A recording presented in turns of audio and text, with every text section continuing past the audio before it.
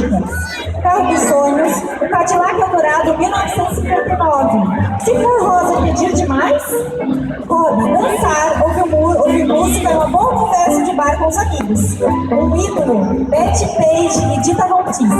Um sonho, ser dançarina. Para ela, ser uma pinup é acreditar na beleza e poder feminino. É transmitir uma doce sensualidade através de gestos, olhares e sorrisos. É espalhar carisma, entusiasmo e autoestima com personalidade e delicadeza.